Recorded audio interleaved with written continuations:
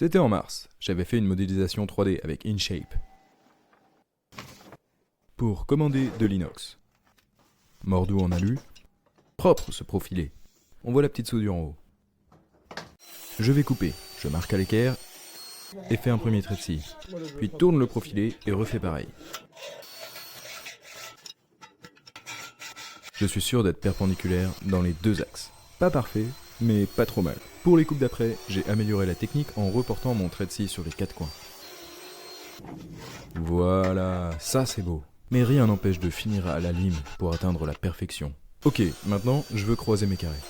Je trouve le milieu, puis décale d'une demi-largeur. Place mon carré, et je peux faire mes traits de scie, qui seront profonds d'une demi-largeur. Découpe avec sang-froid. Bon, et bien sûr, avec un disque, on peut pas aller jusqu'au coin. Je tente par tous les moyens de décrocher les coins, et au final, démonter la lame de scie sera la solution. La dimension est tight, c'est parfait. Même opération sur la verticale, et ensuite j'ai ajusté, à la lime. C'était super long, et au disque, pas très pratique, jusqu'à ce que ça rentre. Et voilà le résultat. J'aime beaucoup, c'est déjà une très belle pièce. Et ça me rend fier. Je vais limer les bords. Ça affleure, parfait. Je dois nettoyer l'établi. Établi vidé, un petit ponçage et grattage. Et voilà, il est tout propre, tout plat, c'est une belle ferraille de 4 cm d'épée. Je contrains et contrôle. Ma mère est en train de bricoler un tabouret. Trop mal, il est pas trop mal. Faut faire quelques concessions pour le style. Hein? C'est une ancienne planche de notre escalier là-haut. Bon, je me suis un peu embêté à faire ça quand même. Pratique ça. Je ramène le poste, branche la commande, l'électrode, la masse, le gaz. La bouteille à 6-7 litres minutes, j'ai ma buse de gaz. Tu peux refaire une petite mise en situation du porte-manteau? Oui. Et à l'intérieur, le porte-électrode. Ma buse est craignos, je remplace.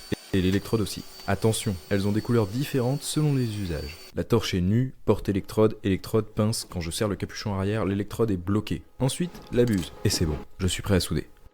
4 points, puis 6, puis un cordon, 2. C'est la première fois que je soude de l'inox. Mais de toute façon, je veux une finition lisse. 10 à lamelles.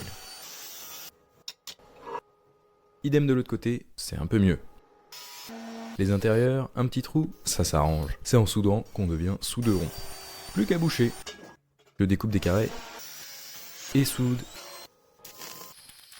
1, 2 et 3. Et puis j'ai meulé les soudures et poncé. On a la partie en croix. Maintenant, je vais faire la partie ronde. Dans ce carton, j'ai une belle plaque inox. Je trouve et perce le centre. Un tire-fond que je vise dans un chevron.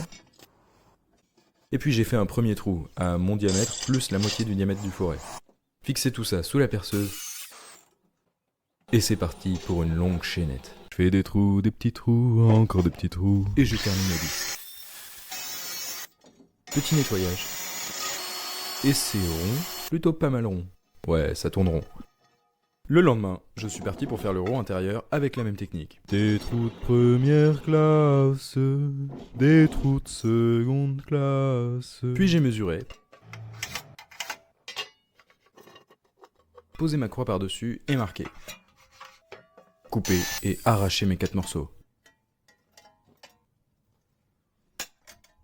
Nettoyer l'intérieur et what the fuck, dangereux ça.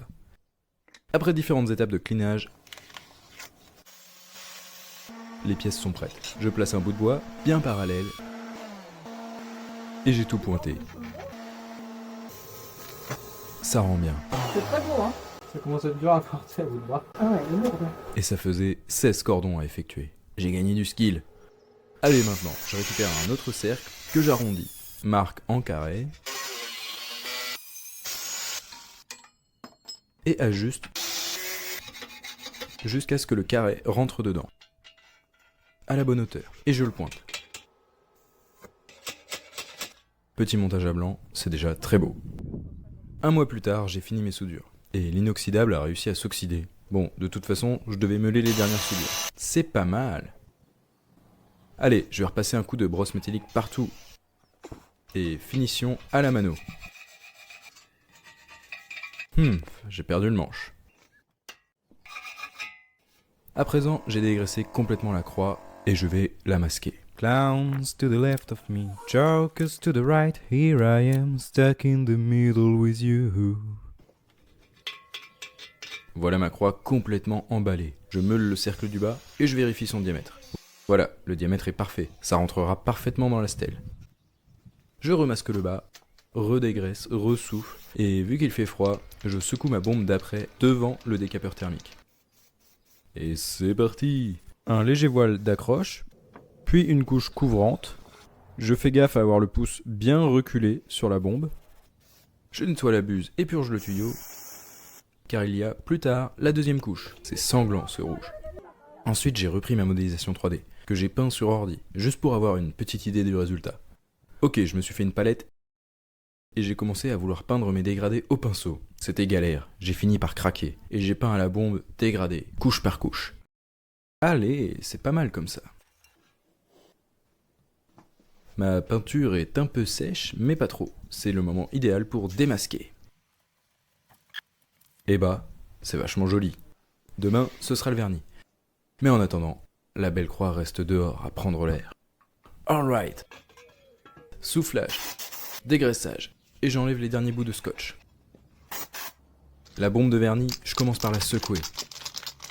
Et c'est du bicomposant, donc je craque la capsule de durcisseur au fond, et je ressecoue.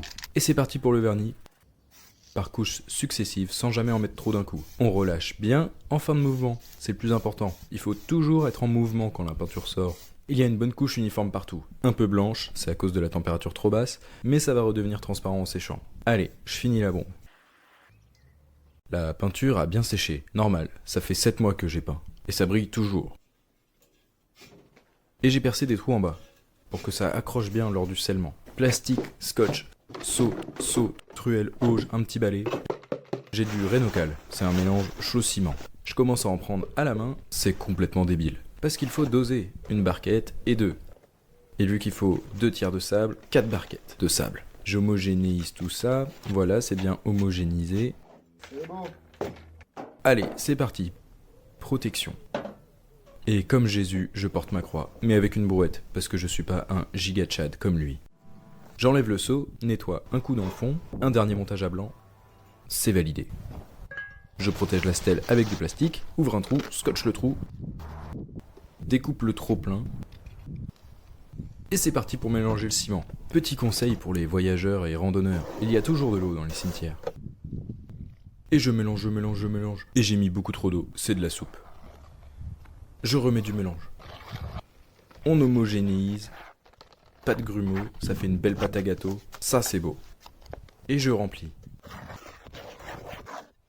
Et goddamn, ça a fondu au lavage la poudre. J'ai mis la fin de la poudre et remixé. Et c'est dingue, il va y avoir pile ce qu'il faut. Quelle chance. Je mouille la croix, il faut mouiller les supports quand on fait du béton. Et j'insère doucement en secouant. Et je tasse. Et maintenant je règle le lacet. La rotation selon l'axe vertical. J'accroche un fil à plomb, sans nœud, juste quelques tours. Ah, il y a du vent. Je règle le roulis. Voilà, là c'est mieux. Et maintenant dans ce sens, le tangage. C'est bon, le fil à plomb est parallèle. Ça c'est cool. Et le copain soleil est de sortie en ce beau jour. J'enlève l'excédent. Et je balaye avec un balai mouillé. Et là je me rends compte que ça affleure pas. J'ai des grains de sable en dessous. J'aurais pu plus tasser. Allez, je suis bon pour recalibrer. Et là c'est beau. Enfin, quoique. J'ai mis le côté le plus joli en face, mais je me rends compte que j'aurais préféré que le jaune soit côté sud, en face du soleil. Rotation et recalibration. Et voilà. Là ça fait bien. La relève est là. La croix est très jolie. Je suis content. Ça va durcir doucement. Il faut nettoyer les outils. Je range et nettoie. Essuie. Joli.